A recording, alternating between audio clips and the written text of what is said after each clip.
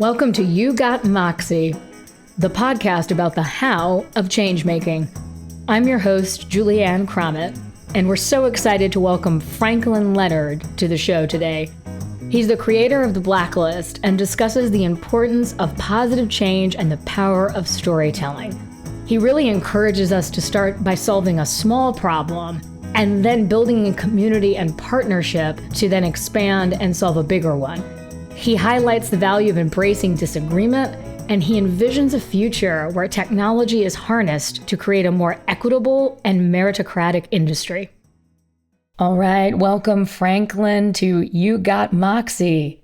Thank you for having me. I'm excited to be here. Oh, we're excited to have you here. And also for listeners at home, Franklin and I have known each other a good 12, 13 years at this least. point. I feel like you're being kind to both of us with that number, yeah.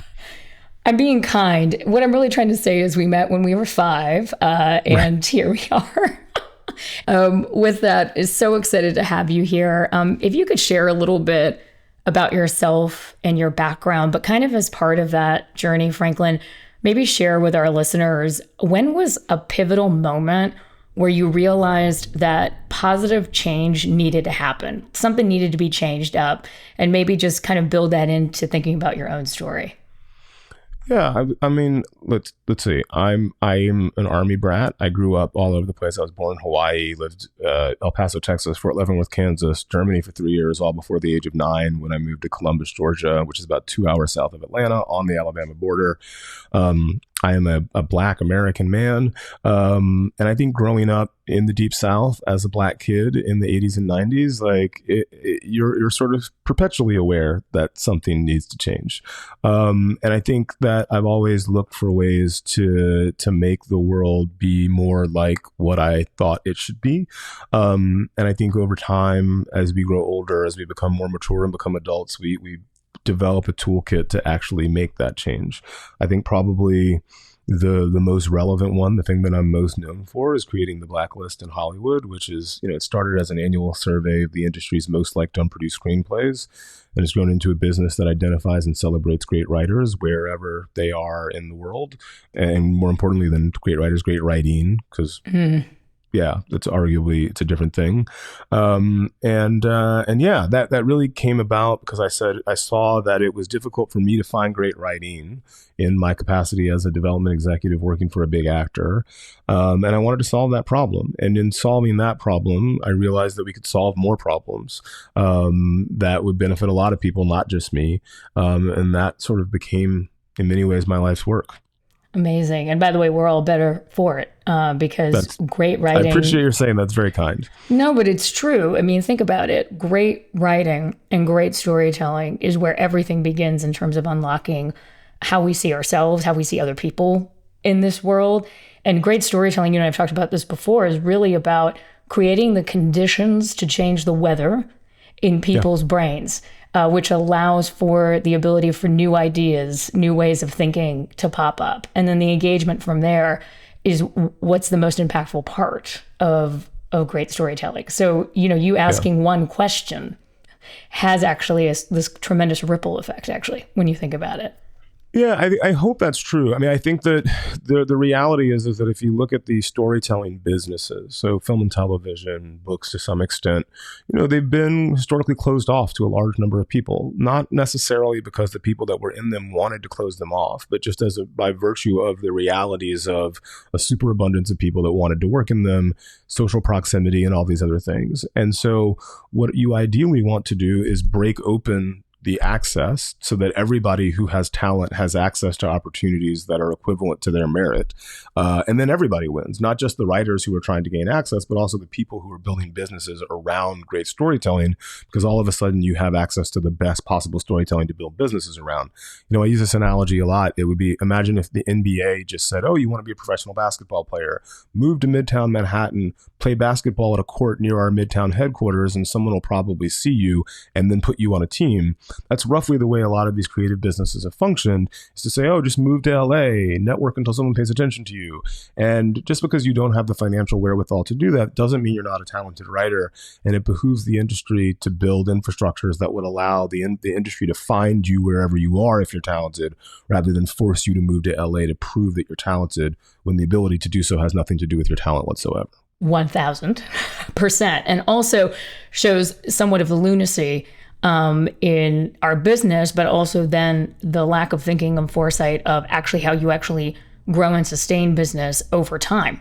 Because you're in a way sort of cutting yourself off at the knees, even before you started, by having that sort of limiting view of how and where you discover talent. Yeah, exactly. You're just not pulling from the best talent pool. That's right. And you have a worse business as a consequence.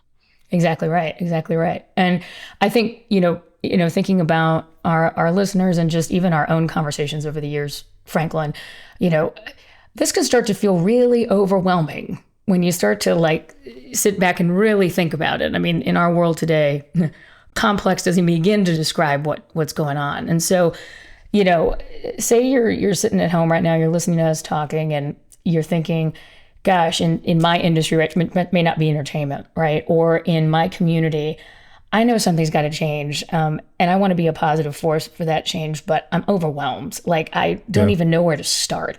What advice do you have for people in thinking about where to start on the journey of change making, and maybe use an example even from the journey of the Blacklist, or maybe something else even, where you had to really start thinking about that decision point?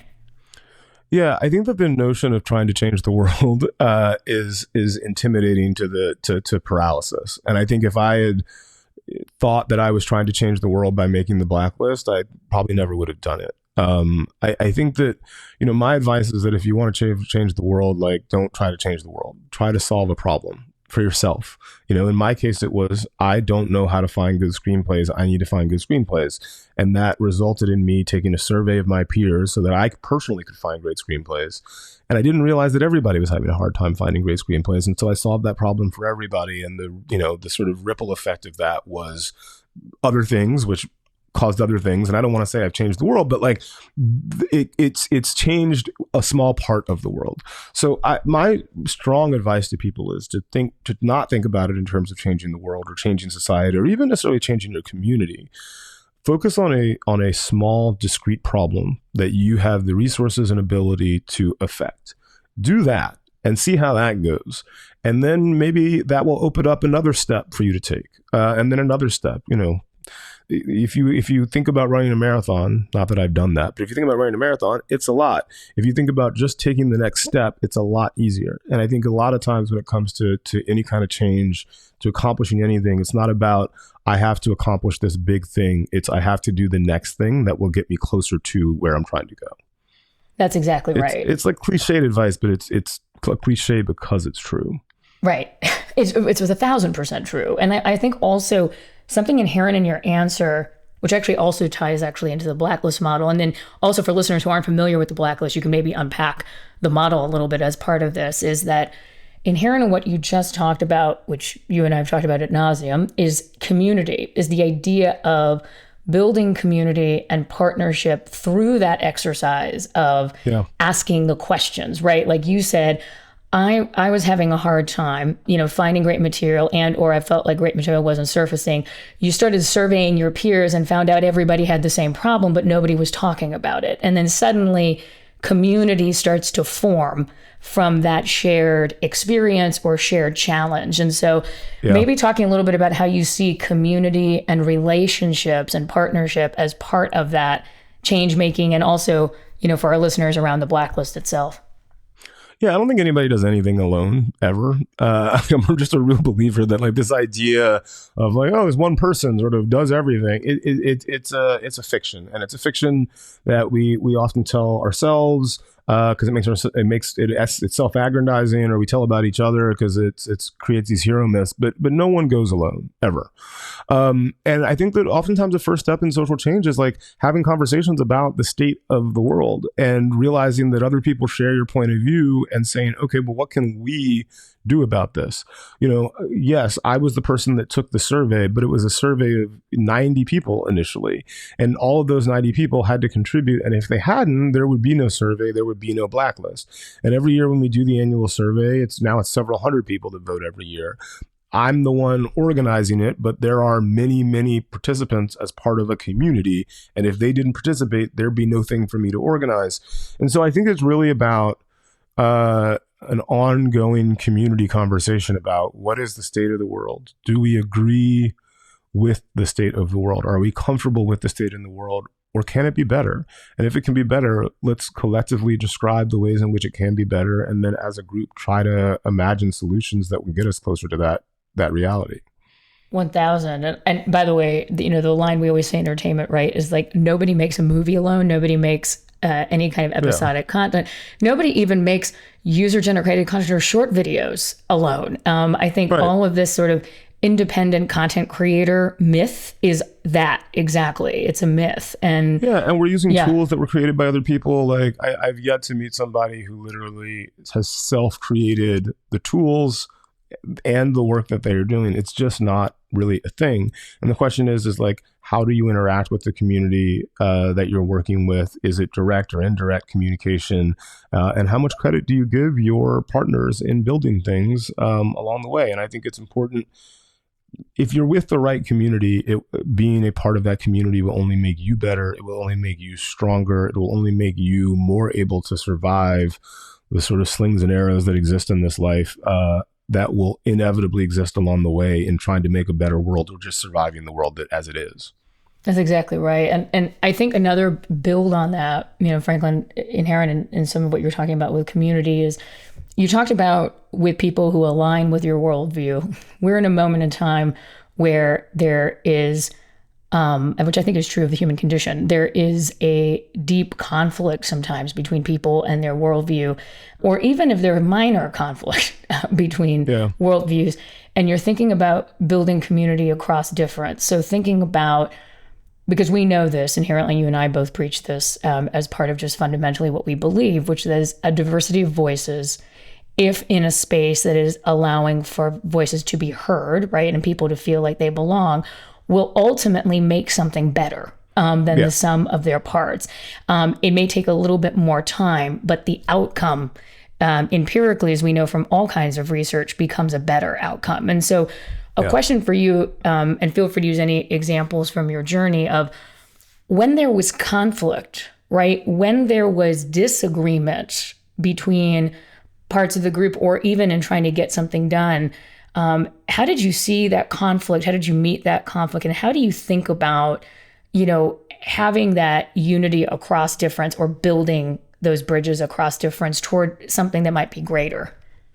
I think the Blacklist is a great example of this. Fundamentally, we depart from the assumption that all art is subjective, that two people can disagree about whether something is great or bad, and neither of them is wrong or right. And so what we're really trying to do is aggregate a bunch of differing opinions in order to create a document that is more valuable than any individual of those opinions could be. I think, when we're talking about disagreements about art, it's a lot different than necessarily disagreements about politics, although there are overlaps in that as well. I think that disagreement is great and should be celebrated as long as the people participating in the disagreement are not disrespectful to the other participants in the disagreement, and do not deny the humanity or pose a threat, physical or otherwise, to the people who are engaged in those disagreements. When that happens, it's very difficult to maintain a community, and I'm not sure people should seek out community with people who deny their humanity. I think that's a basic, that's the price of entry, is an acceptance and a respect for other people's humanity. But beyond that, people should hashtag these debates out. I think these aggregating the differing points of view, which is what the blacklist does, is a valuable thing. And hopefully it can create a dynamic where the best idea wins. It's not always true. And it certainly takes more effort to knit together those communities that may have some rifts. But like you said, the product is oftentimes better when you can do that. Absolutely. Something we talk about a lot, even in Collective Moxie's work, and you and I talked about before, is this idea of creative abrasion. The idea that friction actually gets you in the creative process to the better joke, to the better idea, and allows you to actually question and interrogate what biases or what things might you be basing that creative idea on that are from either your own lived experience or only the things that you have consumed. Because as creative people, we're always, in many ways, putting into our work the things that we know, understand, have liked, right, in media and entertainment. Yeah. But that could also be very limited. And that's a question, I think about a lot in creativity. Yeah, I think it's really important that we all depart from an assumption that we don't and can't possibly know anything, and that our partners, our community, may have knowledge that is valuable to us. And so therefore we should be curious about why people believe what they believe. You may not even agree with them, but trying to understand why they believe the thing that differs from what you believe is at a minimum valuable. And you may change your opinion. You may come to a new opinion as a result of that knowledge, but at least understanding why someone believes something will give you, somewhat selfishly, the best foundation to convince them otherwise. And I think that it is in seeking, some of our other guests have actually spoken about this, which is in seeking and questioning, and how much can come from that questioning in a really genuine way, like operating from a place of curiosity, and how powerful that can be, particularly in the creative process, but actually just in life in general. Yeah. And, as part of that, thinking, this is the part where I get to ask you about our own industries of media and entertainment. In a time of total and complete change, which seems to align with everything going on these days, and not surprising to you or me, given where we started this conversation from, right? That there has been consistently a bit of a cutting off at the knees, and then you have sort of new economic models, distribution models, shifts in terms of where content is made and consumed. How are you thinking about the future of the work you do, the future of the blacklist, of creativity, and what trends or ideas are you sort of ruminating on, especially as you're somebody who drives, sort of change or maybe different thinking in moments like this?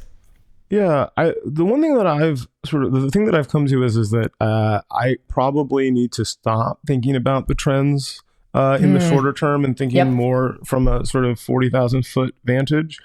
And that what that's really led me to is a real focus on our business in how can we build a better model that allows people who have talent to have opportunities that are equivalent to their merit, right? Because that at the end of the day is the solution to all of these problems fundamentally, is that if you could build a real meritocracy as opposed to a system of power and access that's driven by social relationships and colonial relationships and all these other things, if you can build one that build a real meritocracy, everybody's better off. And so how do you build those models regardless of what's happening in the short term with streaming, with what companies on top, and build that meritocracy in service of any company, whatever they're doing, you may be onto something. And so that's really kind of been the focus that I've tried to have over the last, I'd say 2 to 3 years.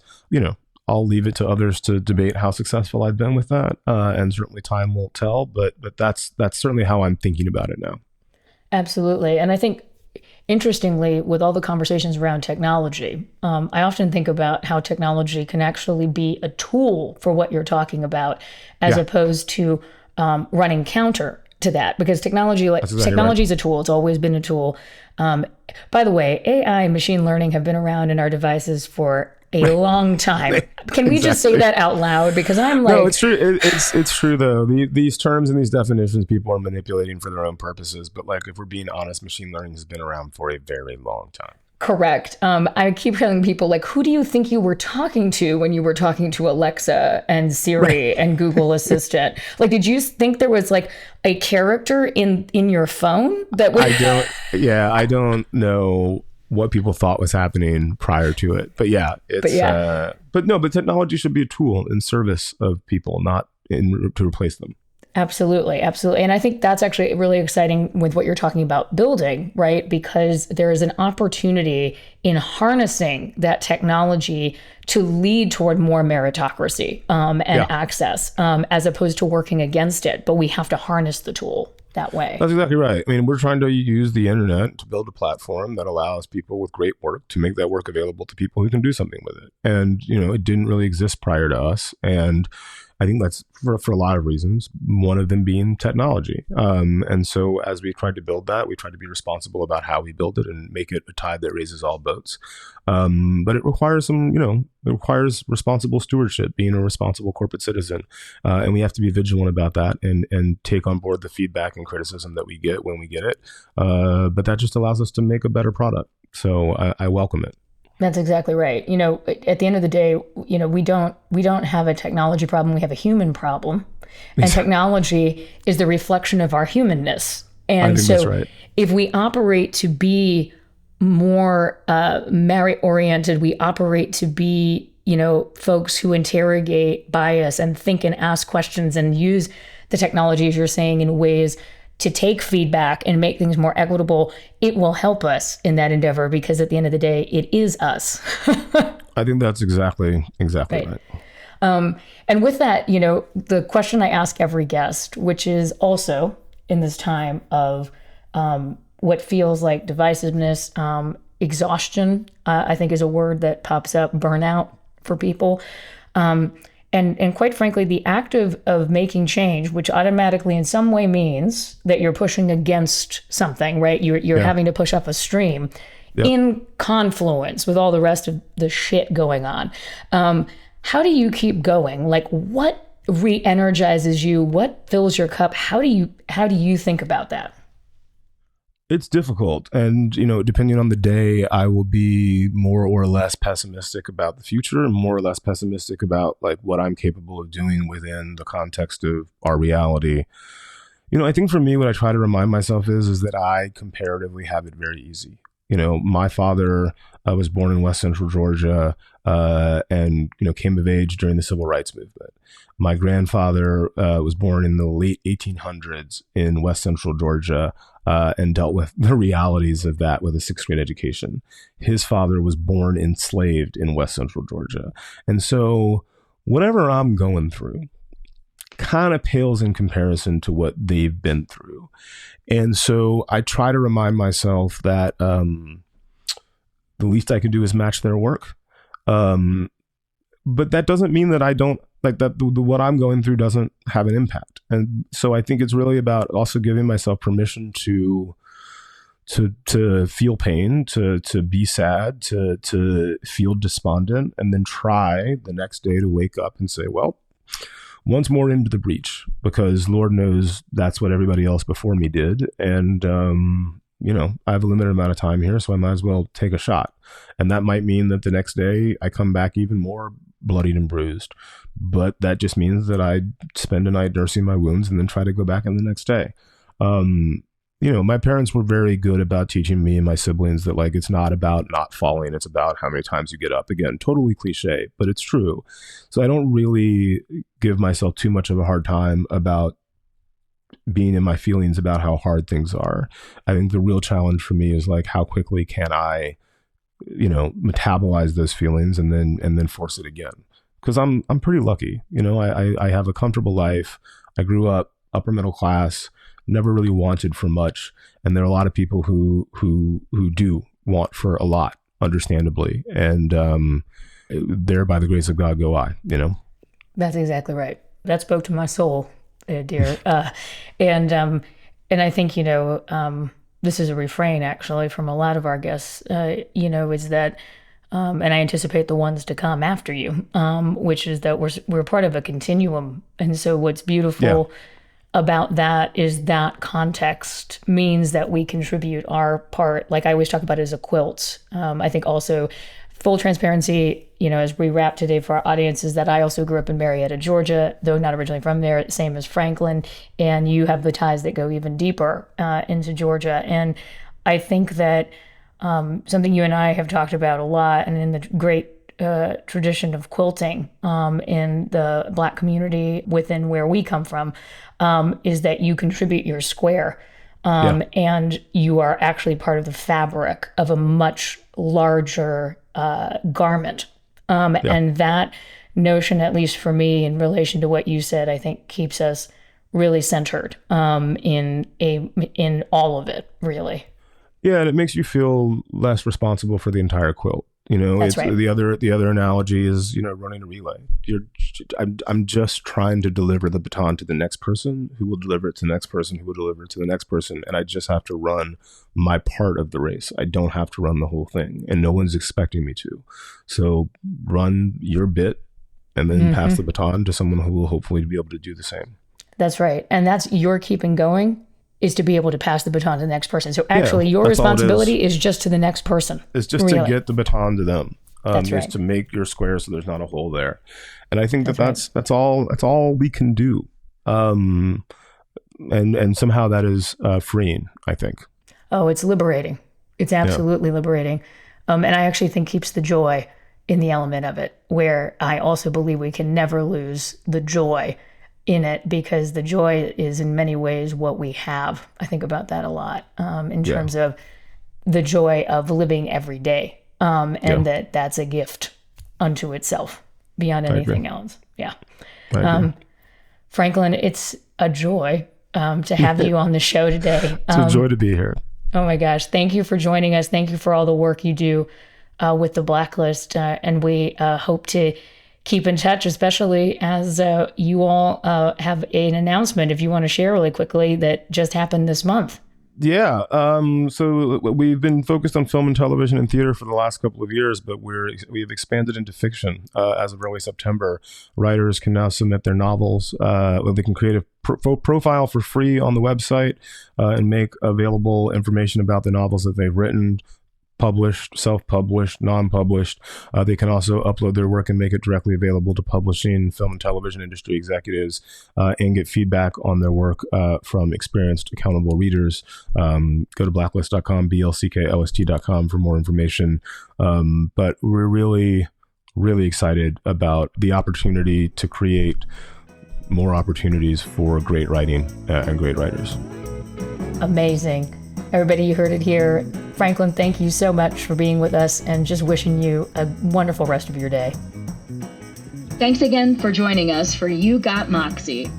Since we recorded this episode, the Blacklist website has expanded its offerings to include fiction, including an unpublished novel award, and educational offerings. So, if you're a novel writer, we highly recommend checking out the Blacklist at blacklist.com. That's blcklst.com. Continue to follow us and listen to your favorite episodes at collectivemoxie.com. That's collectivemoxie, MOXIE.com. We're excited to see you next time. Take care.